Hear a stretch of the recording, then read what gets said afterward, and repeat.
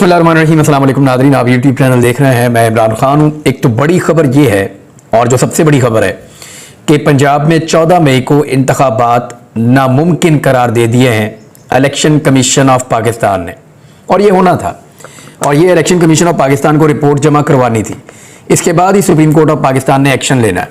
अब अगर सियासतदान किसी नतीजे पर पहुँच जाते हैं और सुप्रीम कोर्ट ऑफ पाकिस्तान में अंडरटेकिंग जमा करवाते हैं कि हमने एक कंसेंसस पैदा कर लिया या इत्तफाक राय हमारा हो गया है, हम इलेक्शन लड़ने के लिए जा रहे हैं फलां तारीख को, और इस तरीके से इस फार्मूला के तहत हम इलेक्शन लड़ेंगे, और जो एक आईनी बहरान पैदा हो गया है तो उसमें एक आईनी तरमीम की जाएगी, या जिस भी हल पे सियासतदान पहुंचते हैं तो उस हल के जरिए तो फिर ये इसमें से निकल जाएंगे। Otherwise supreme court of Pakistan को अपने फैसले पर अमल दरामद के लिए एक्शन लेना पड़ेगा, और सुप्रीम कोर्ट ऑफ पाकिस्तान का एक्शन बहुत ज़रूरी हो जाएगा, क्योंकि ये अदालत की इज्जत का मामला होगा।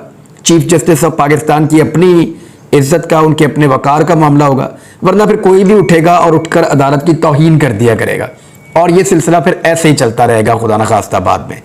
तो अब इसका तरीक़ाकार ये है कि पॉलिटिकल पार्टीज या तो मुज़ाकरात के जरिए किसी नतीजे पर पहुँचें, या फिर supreme court of Pakistan election का ऐलान करे और ज़बरदस्ती इलेक्शन करवाए। सुप्रीम कोर्ट क्या करेगी, कैसे करेगी, अब तक तो बड़े तहम्मुल का मुजाहरा कर रहे हैं। नॉर्मली ऐसा होता नहीं है, लेकिन क्योंकि एस्टेब्लिशमेंट इस वक्त पीडीएम के फैसलों के साथ खड़ी है, तो एस्टेब्लिशमेंट के अगेंस्ट जाना जजेस के लिए, अदलिया के लिए बड़ा मुश्किल होता है, और जब वो जाना चाहें तो उनको बड़े फूंक फूंक कर कदम रखने पड़ते हैं, क्योंकि वहाँ पर फिर आपको पता है ऑडियोज़ भी रिकॉर्ड हो जाती हैं, वीडियोज़ भी निकल आती हैं, ब्लैकमेलिंग भी की जाती है, फैमिली मेंबर्स को भी हरासा किया जाता है। तो इतनी बड़ी ताकत के अगेंस्ट जाना नॉर्मली जजेस के लिए भी मुमकिन नहीं होता। पाकिस्तान में हमने बहुत मरतबा ऐसा देखा है, लेकिन हमने ये भी देखा कि जब अदलिया ने ये सोच लिया, और मजमूई तौर पे अदलिया ने, यानी वकला ने, जजेस ने, सब ने ये फैसला कर लिया कि रूल ऑफ लॉ होना है और अदलिया को आज़ाद होना है और इंडिपेंडेंस शो करनी है, तो फिर कोई रुकावट भी उनके रास्ते में नहीं आ सकी। खुदा ना करे ये मामला वहाँ की तरफ जाएं, हो सकता है ये मामला रिजॉल्व हो जाएं, लेकिन ये बात तो क्लियर है कि इलेक्शन कमीशन ऑफ पाकिस्तान ने अब इलेक्शन की तैयारियां रोक दी हैं, और वो ये कह चुके हैं कि 14 मई को इलेक्शन का इनेकाद नामुमकिन है, अब नहीं हो सकता। अब अगर आप पैसे भी दे दें, अब अगर आप सिक्योरिटी भी दे दें, तो 14 मई को इलेक्शन नहीं हो सकता, क्योंकि सिक्योरिटी और पैसे ये दोनों चीज़ें हमें पहले प्रोवाइड की जानी थी, और इनका खर्चा हमने पहले से शुरू करना था, और तैयारियां करने में हमें पैसों की भी ज़रूरत थी, सिक्योरिटी की भी ज़रूरत थी। जब ये चीज़ें नहीं मिली तो अब इतनी जल्दी तो हम नहीं कर सकते। हाँ, ये ज़रूर हो सकता है कि फिर 1-2 हफ्ते मजबूरन आगे करना पड़े, यानी 21 मई और 28 मई, ये आप अपने जहन में रखिएगा, और इसमें फिर इलेक्शन करवाना पड़ सकता है। अदरवाइज फिर वो वहाँ पर जाके फंस गए हैं सारे। इमरान खान साहब का स्टेटमेंट आप देख लें, आपको आइडिया हो जाएगा। ये इमरान खान साहब का स्टेटमेंट 2 तरह का है, मैं दोनों चीज़ें आपके सामने रख देता हूँ। उन्होंने कहा कि 1 मई को वो एक रैली निकालने जा रहे हैं लाहौर में, ये मैंने आपको पहले भी बताया था, और वो पेशावर में भी निकलेगी, इस्लामाबाद में भी निकलेगी। लाहौर में इमरान खान साहब खुद उसकी क़यादत करेंगे। लिबर्टी चौक से दिन 1 बजे पैदल रैली निकाली जाएगी, इसकी क़यादत वो खुद करेंगे, और इस्लामाबाद में रैली की क़यादत शाह महमूद कुरैशी करेंगे। पेशावर में जो रैली निकलेगी उसकी क़यादत परवेज़ खट्टक करेंगे। और ये यौम मजदूर होता है 1 मई को, मजदूरों का आलमी दिन, उस दिन के हवाले से ये रैली निकाली जाएगी। अब इमरान खान साहब ये कहते हैं कि बजट के बाद इंतखाबात का ऐलान मुझे कबूल नहीं है, और उनका ये कहना है कि 14 मई तक असम्बलियाँ तहलील की जाएं, और ये इलेक्शन की तरफ आएँ और ये कहें कि जी हम असम्बली तहलील कर रहे हैं, और जुलाई में या अगस्त में हम इलेक्शन करवाने जा रहे हैं। इससे आगे इमरान खान साहब नहीं जाना चाहते, वो जुलाई पर आकर रुके हैं। सितंबर तक तो जो वफाकी हुकूमत है वो आ गई है, यानी वो ये कहते हैं कि अब सितंबर में इलेक्शन करवाने के लिए तैयार है, लेकिन वो अगस्त की हामी नहीं भर रहे, जुलाई की हामी नहीं भर रहे। वो ये चाहते हैं कि वो बजट पेश करें। इमरान खान साहब को ये लगता है कि अगर ये बजट वफाकी हुकूमत ने पेश किया तो वो बजट के अंदर इस तरह के गड़े खोद देगी कि आने वाली हुकूमत 3-4 साल तक मजीद इसका खुमियाजा भुगतती रहेगी। लिहाजा इमरान खान साहब को लगता है कि बजट इनको पेश नहीं करने देना चाहिए, बल्कि जो बजट है वो निगरान हुकूमत पेश कर दे, टेक्नोक्रेट्स। उनके ऊपर ये दबाव तो नहीं होगा ना कि उन्होंने अवाम को जाकर जवाब देना है या उन्होंने इलेक्शन लड़ना है, लिहाजा वो बजट को थोड़ा इंसाफ के साथ पेश कर देंगे। ये इमरान खान साहब को लगता है उनके ऊपर पॉलिटिकल दबाव नहीं होगा। लेकिन दूसरी जानिब जो पीडीएम है उनकी भी 1-2 बातें ठीक हैं। वो ये कह रहे हैं कि सारे मुश्किल फैसले हमने कर दिए हैं, अवाम का हमने जूस निकाल दिया है, अब हमें कह रहे हैं इलेक्शन के अंदर जाओ। अच्छा, जूस निकला भी अवाम का इसीलिए है कि अच्छी खासी चलती हुई इकोनॉमी को रजीम चेंज ऑपरेशन करके ब्रेकें लगा दी। पहले पाकिस्तान के लोगों ने पैसा निकालना बंद कर दिया, तमाम माशी इंडिकेटर जो है वो नीचे की तरफ चले गए। पहले पूरी मीशत डबो दी और मीशत को बचाने के लिए फिर मुश्किल तरीन फैसले करना शुरू कर दिए और मुश्किल फैसलों के नाम के ऊपर अवाम का जीना हराम कर दिया। और अब वो चाहते हैं कि जो पाकिस्तान के पास थोड़ा बहुत सरमाया बचा है, 16 अरब डॉलर से ज़्यादा के पैसे थे कौमी खजाने में, वो कम होते होते 4 अरब डॉलर के करीब पहुंच गए हैं। तो अब उनको बिल्कुल ही खत्म करके जाने के चक्कर में तो ये तो पाकिस्तान को माइनस में ले जाएंगे।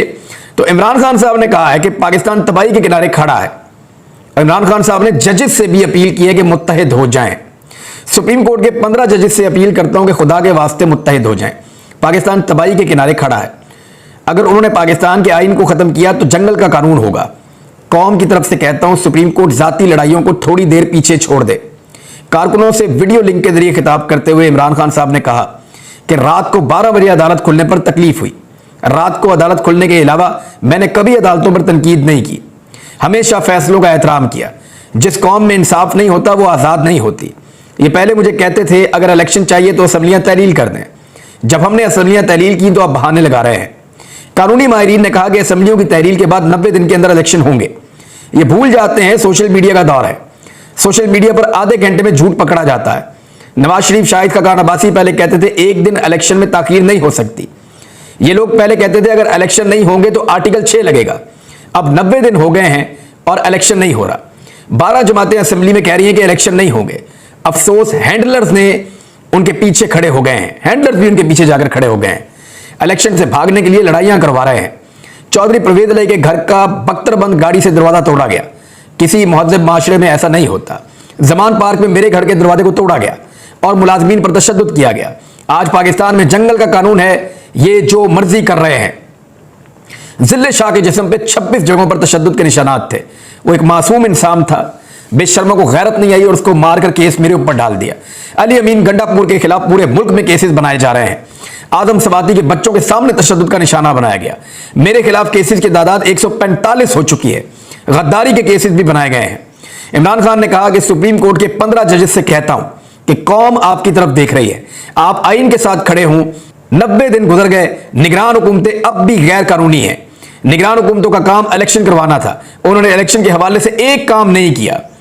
निगरान हुकूमतें अब तक क्यों बैठी हैं? कौन इनके पीछे है? सिर्फ सुप्रीम कोर्ट से हमें इंसाफ की उम्मीद है। फिर इमरान खान साहब ने कहा कि जब से चोर इक़्तिदार में आए, इदारे तबाह कर दिए हैं। 9 लाख पाकिस्तानी अब तक मुल्क छोड़कर जा चुके हैं। परवेज अली के घर चादर और 4 दीवारी के तकद्दुस को पामाल किया गया है। अवाम को गुस्सा है। अगर इलेक्शन की उम्मीद ले ली तो श्रीलंका से बुरा हाल होगा, खुदा न खास्ता। अगर अवाम की उम्मीद खत्म हो गई तो ये संभाले नहीं जाएंगे। मैं डरा नहीं रहा, मैं समझा रहा हूं। ये जरा बात आप गौर से सुनिएगा। इमरान खान साहब ने बार बार ये बात की कि मैं डरा नहीं रहा, मैं समझा रहा हूं आपको। हुकूमत अगर 14 मई तक कौमी असम्बली तहलील करके इंतखाबात की जानिब जाती है तो हम एक साथ पूरे मुल्क में इंतखाबात की शर्त मानने के लिए तैयार हैं। मगर बजट के बाद असम्बली तहलील करने की बात में बदनीयती नजर आती है। ये जो इमरान खान साहब को एक चक्कर दिया जा रहा है कि हम पहले बजट पेश करेंगे, उसके बाद असम्बली तहलील करेंगे, ये इसको डिले करेंगे और फिर बारिशों का सहारा लेकर ये सैलाब जैसी कैफियत पैदा कर देंगे। कुछ सोर्सेज ये कह रहे हैं, और इससे पहले सिंध के लोगों ने हमें ये शिकायत लगाई थी कि हम डूबे नहीं हैं, हमें डुबोया गया है। बार बार सिंध के लोगों ने ये कहा था कि हम डूबे नहीं हैं, हमें डुबोया गया है। हुकूमत की नाकस पॉलिसियों ने और कुछ लोगों की जो है वो बदनीयती ने हमें डुबोया है। नाइली नहीं है, बदनीयती। वो लोग कहते थे कि जानबूझकर हमें डुबोया गया है और हमें डुबोकर ये लोग पैसे खाएंगे, पैसे कमाएंगे और हमें कुछ नहीं देंगे। और वही हमने वहां पे होते हुए देखा भी। फिर इमरान खान साहब ने कहा अगर आपने बजट पास करना है तो पहले इलेक्शन जीतें, लोग आपको मैंडेट दें, आप आ जाएं और आकर बजट बना लें। जिसने भी बजट बनाना है उसको पहले इलेक्शन लड़ना होगा, क्योंकि वो सोच समझ कर बनाएगा, क्योंकि आइंदा 5 साल अवाम का सामना करना होगा। मैं डरा नहीं रहा, मैं समझा रहा हूं। इमरान खान ने पाकिस्तान के ताकतवर हल्कों को, या एस्टैब्लिशमेंट समझ लें, उनको भी एक पैगाम भिजवाया। उन्होंने कहा कि हम पंजाब और खैबर पख्तूनख्वा में इलेक्शन करवा लेंगे अगर असेंबलियां 14 मई से पहले तहलील ना की गई तो। यानी 14 को नहीं होगा तो 21 को हो जाएगा, सुप्रीम कोर्ट तो वहीं पे है ना, नहीं तो 28 को हो जाएगा। ये इलेक्शन फिर आपको पंजाब और खैबर पख्तूनख्वा में अलग से लड़ना पड़ जाएगा। अगर एक साथ इलेक्शन करवाना है तो असेंबलियां तहलील करके ये गुंजाइश नवाज शरीफ को और पीडीएम को पैदा करनी पड़ेगी, चाहे वो बजट पास करके आ जाएं, चाहे वो बजट के बगैर आ जाएं, दोनों सूरतों के अंदर उनको इलेक्शन में आना पड़ेगा। अब ये इलेक्शन ईयर है, ये 1-2 महीने आगे पीछे करके ये भाग नहीं सकते। सितंबर तक तो वफाकी हुकूमत आ गई है, उससे पीछे भी इनको आना पड़ेगा। परवेज इलाही के मामले में अब हुकूमत मुकम्मल तौर पर फरार हो चुकी है, यानी राना सनाउल्लाह ने भी स्टेटमेंट दिया, वफाकी वजीर दाखिला हैं, और उनके अलावा स्टेटमेंट शाहिद खान अब्बासी साहब का भी है और बाकी लोगों के भी आ रहे हैं। इसहाक डार ने भी स्टेटमेंट दिया कि परवेज इलाही के घर के ऊपर जो रेड्स हो रही हैं या अटैक हो रहे हैं, इनके साथ हमारा कोई ताल्लुक नहीं है, लाताल्लुकी का इजहार कर रहे हैं। तो फिर कौन है जो परवेज इलाही साहब के घर के ऊपर अटैक करवा रहा था?